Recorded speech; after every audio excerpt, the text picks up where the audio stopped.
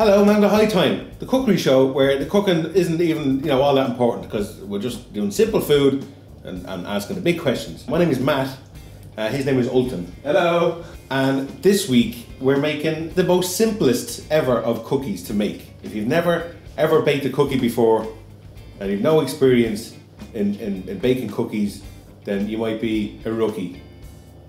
See where I'm going with this? Here's High Time made some rookie cookies.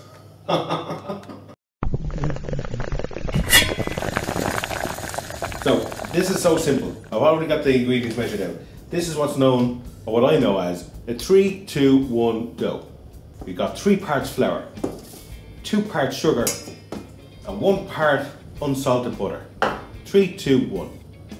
I got 300 grams, 200 grams, and 100 grams. It's that simple. You can double the quantities. It's still 3-2-1 ratio-wise. I'm not here to teach you maths. That's Stephen Hawking's job. And not doing it so much anymore. I love that this is not scripted. Put your sugar in your bowl with your flour and with your butter. You're just gonna get in there and you're gonna mix them all together. And that's it. So you can do like a montage or something. I don't know.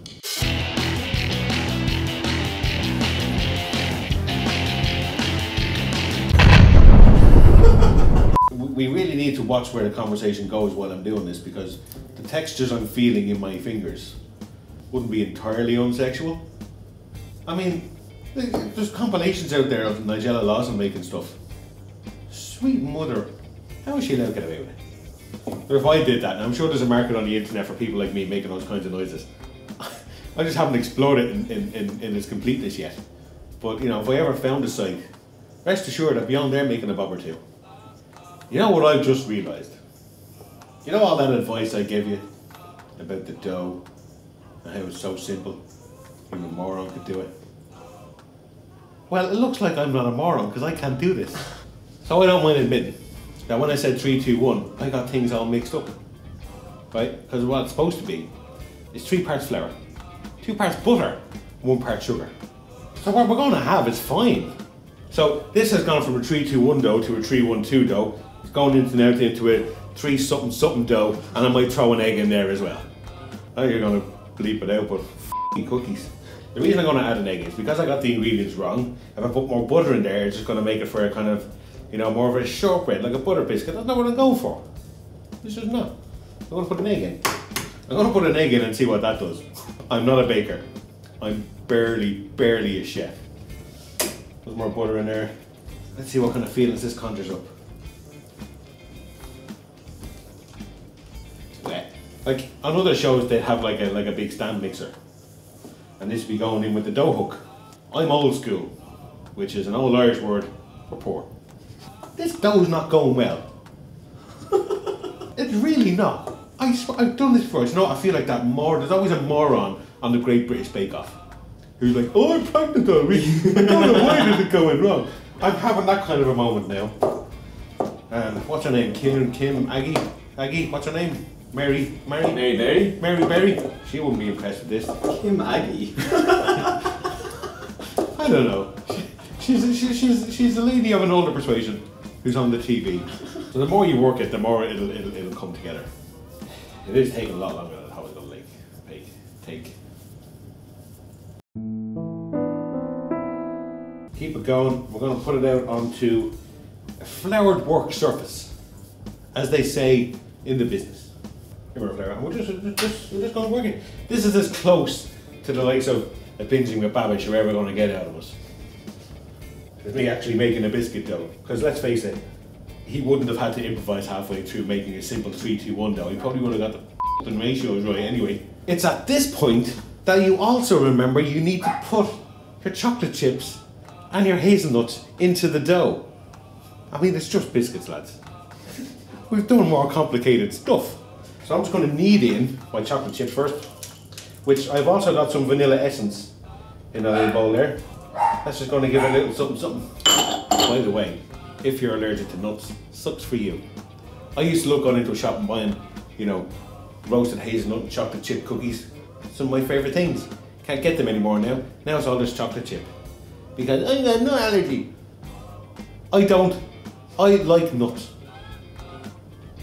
So the reason I didn't put them all in together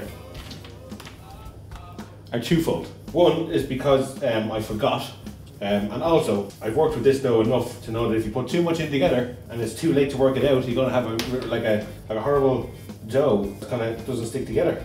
Cut your dough into like halves, round about, make like little barrel shapes. If you wrap that and freeze it, that'll keep for like 700 years in your freezer. You can take it out to frost it overnight, slice them up, make them. You just make cookies in the future. What I'm going to do today is I'm just going to rip off little pieces of about, I suppose, golf ball sized bits, put them down on the sheet, and just give it a press like that. You can have them after sex. Lucky cookies. That's not vulgar, is it? Or obscene? Or offensive? If you were out placing a few bets, maybe on a few horses, or you go into your local bookies and get bookie cookies. Bookie cookies. There's literally endless amounts of rhymes with cookies. Have a looky and see what I'm going to do with the cookies. I'm going to put them in. I'll put them in the oven. I was searching for a word at the end of it didn't work. Put them in a hot oven until they're done. And take the opportunity to clean up so that we can get ourselves a good old glass of milk and have some rookie cookies, some roasted hazelnut and chocolate chip cookies with vanilla and an egg, which wasn't just a 3-2-1 dough recipe. So I've put them in the oven till they're done. You can see they're like a lovely colour on them. They've spread out a bit more and they want to fuse together, but they've got lines that'll break away nicely, so that doesn't really matter. I will post a proper recipe and full description, all that kind of stuff in the subreddit, which is a link to down below. Don't worry, I'll do that. But we're going to let these cool on a wire rack, which you should do when you take stuff out of the oven when you're baking stuff.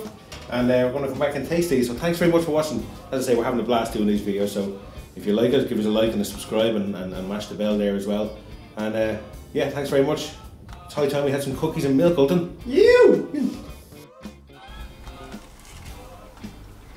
know what? They turned out good. They turned out really good. Now, that's true skill. Adapting.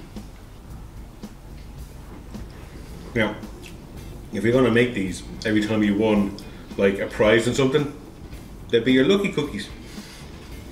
If you don't get a chance to eat them all and they go a little bit stale and you don't want to eat them, you can go out and feed the ducks, which are your ducky cookies. Do you think those are as good as the actual recipe? No. We'll definitely have to do a part 2. Part 2. Cool. We call it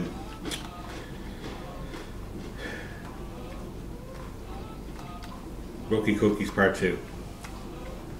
Nice. Yeah, what you get when you workshop it.